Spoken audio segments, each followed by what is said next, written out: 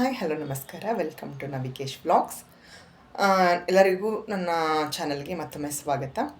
So ಇವತ್ತು ನಾನು ತಂದಿರುವಂತಹ ವಿಷಯ ಅತಿ ಮುಖ್ಯವಾದದ್ದು. ಯಾರೆಲ್ಲ ಗೌರ್ನಮೆಂಟ್ ಜಾಬೇ ತಗೋಬೇಕು ಅಂತ ಅಂದ್ಬಿಟ್ಟು ಉದ್ಯೋಗಾಕಾಂಕ್ಷಿಗಳೇನಿದ್ದಾರೋ ಸೊ ಅವ್ರಿಗೆಲ್ಲ ತುಂಬ ಹೆಲ್ಪ್ಫುಲ್ ಆಗುವಂತಹ ವಿಡಿಯೋ. ಆಲ್ರೆಡಿ ನನ್ನ ತಮ್ಮನೆಲ್ಲ ನೋಡಿ ನಿಮ್ಗೆ ಅರ್ಥ ಆಗಿರುತ್ತೆ, ಬಟ್ ಆದರೂ ಕೆಲವೊಬ್ಬರಿಗೆ ಗೊತ್ತಿಲ್ಲದಿರೋ ವಿಚಾರಗಳು ಇದರಲ್ಲಿರುತ್ತೆ. ಅದನ್ನು ಹೇಳೋಣ ಅಂತ ಅಂದ್ಕೊಂಡು ಈ ಒಂದು ವ್ಲಾಗ್ನ ಮಾಡ್ತಾಯಿದ್ದೀನಿ.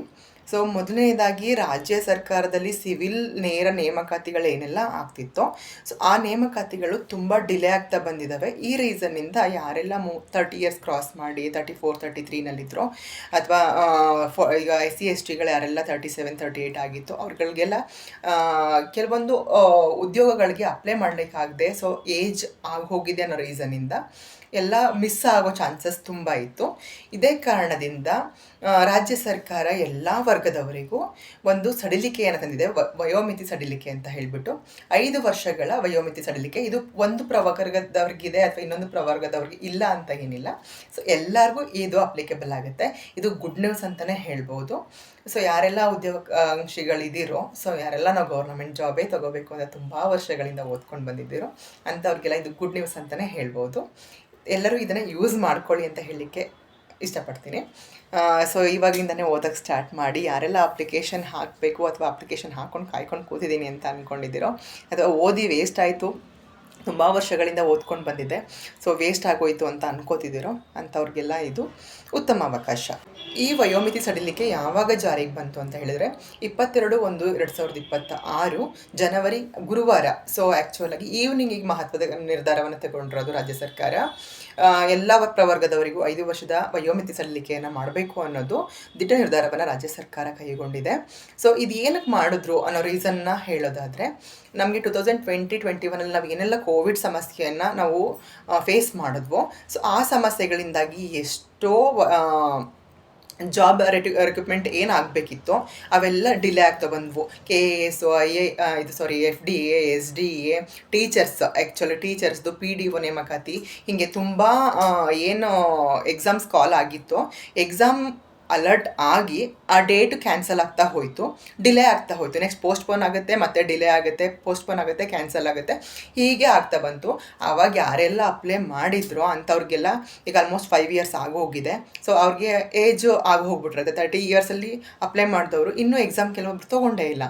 ಸೊ ಆ ರೀಸನ್ನಿಂದ 5 ವರ್ಷದ ಸಡಿಲಿಕೆಯನ್ನು ಇವಾಗ ರಾಜ್ಯ ಸರ್ಕಾರ ಕೊಟ್ಟರೆ ಅಂತಹ 2-3 ಲಕ್ಷ ಜನರಿಗೆ ಇದು ಉಪಯೋಗ ಆಗುತ್ತೆ ಅನ್ನೋ ಒಂದೇ ಒಂದು ರೀಸನ್ನಿಂದ ರಾಜ್ಯ ಸರ್ಕಾರ ಈ ಮಹತ್ವದ ನಿರ್ಧಾರವನ್ನು ಕೈಗೊಂಡಿದೆ.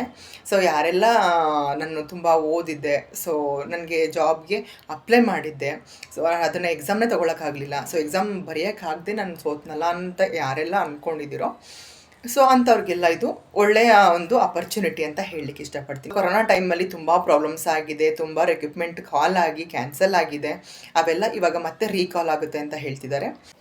ಇನ್ನೊಂದು ವಿಷಯ, ಶಾಲಾ ಶಿಕ್ಷಣ ಸಾಕ್ಷರತಾ ಇಲಾಖೆಯಲ್ಲಿ ಅಂದರೆ ಎಜುಕೇಷನ್ ಡಿಪಾರ್ಟ್ಮೆಂಟ್ನಲ್ಲಿ ಆಲ್ಮೋಸ್ಟು ಈಗ 45,000 ಹುದ್ದೆಗಳು ಖಾಲಾಗುವಂತಹ ಎಲ್ಲ ಚಾನ್ಸಸ್ಸು ಇದೆ. ಅದ್ರ ಜೊತೆಗೆ ಗೃಹ ಇಲಾಖೆ ಜೊತೆಗೆ ಸಾರಿಗೆ ಇಲಾಖೆನಲ್ಲೂ ಸಹ ಖಾಲಾಗುವಂಥ ಚಾನ್ಸಸ್ ಇದೆ. ಪೊಲೀಸ್ ಇಲಾಖೆನಲ್ಲೂ ಇವಾಗ ಖಾಲಾಗುತ್ತೆ.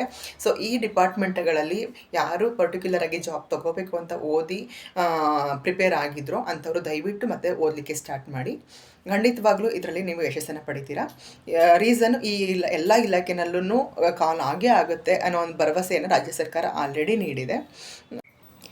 ಇನ್ನೊಂದು, ಕಂದಾಯ ಇಲಾಖೆ, ಗ್ರಾಮೀಣ ಅಭಿವೃದ್ಧಿ ಮತ್ತು ಪಂಚಾಯತ್ ರಾಜ್ ವ್ಯವಸ್ಥೆಗಳೇನಿತ್ತು ಸೊ ಆ ಇಲಾಖೆಗಳನ್ನೆಲ್ಲ ತುಂಬ ಪೋಸ್ಟ್ಗಳು ಖಾಲಿ ಇದೆ. ಅರೌಂಡ್ 15,000-20,000 ಪೋಸ್ಟ್ಗಳು ಪ್ರೆಸೆಂಟ್ ಖಾಲಿ ಇದೆ ಅನ್ನೋದು ನೋಟಿಫಿಕೇಷನ್ ಆಗೋ ಚಾನ್ಸಸ್ ಇದೆ. ಅದರಿಂದ ಅದಕ್ಕೂ ಸಹ ತಯಾರಿನ ಮಾಡಿಕೊಳ್ಳಿ ಅಂತ ಹೇಳಲಿಕ್ಕೆ ಇಷ್ಟಪಡ್ತೀನಿ. ಹಲವಾರು ಸಾಂಕ್ರಾಮಿಕ ರೋಗಗಳು ಅಡ್ಡ ಬಂದಿದ್ದರಿಂದ ಕೋವಿಡ್ನೇ ನಾವು ಮುಖ್ಯವಾಗಿ ತೊಗೋಬೋದು. ಸೊ ಈ ರೀಸನ್ನಿಂದ ತುಂಬ ಹುದ್ದೆಗಳು ಖಾಲಿ ಇದೆ.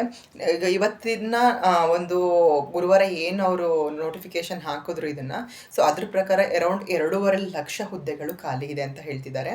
ಬಟ್ ಈ ಸಡಿಲಿಕೆಯಿಂದ ಇನ್ನೂ 2-3 ಲಕ್ಷ ಅಭ್ಯರ್ಥಿಗಳಿಗೆ ಒಂದು ಎಕ್ಸಾಮ್ ಬರೆಯೋದಕ್ಕೆ ಅವಕಾಶ ಸಿಗ್ತಾ ಇದೆ, ಕಾಂಪಿಟೇಟಿವ್ ಎಕ್ಸಾಮ್ಸ್ನ. ಸೊ ಅವರೆಲ್ಲ ಇದನ್ನು ದಯವಿಟ್ಟು ಯುಟಿಲೈಸ್ ಮಾಡ್ಕೊಳ್ಳಿ ಅಂತ ಹೇಳಲಿಕ್ಕೆ ಇಷ್ಟಪಡ್ತೀನಿ. ಸೊ ಇದು ಮುಖ್ಯವಾದ ರೀಸನ್ ಇವತ್ತಿನ ಬ್ಲಾಗ್ಗೆ. ಸೊ ಇದೇ ಮಾಹಿತಿ ಇಷ್ಟವಾಗಿದ್ದರೆ ನನ್ನ ಚಾನಲ್ನ ಸಬ್ಸ್ಕ್ರೈಬ್ ಮಾಡಿ. ಕಮೆಂಟ್ ಮಾಡಿ, ಶೇರ್ ಮಾಡಿ. Thank you so much.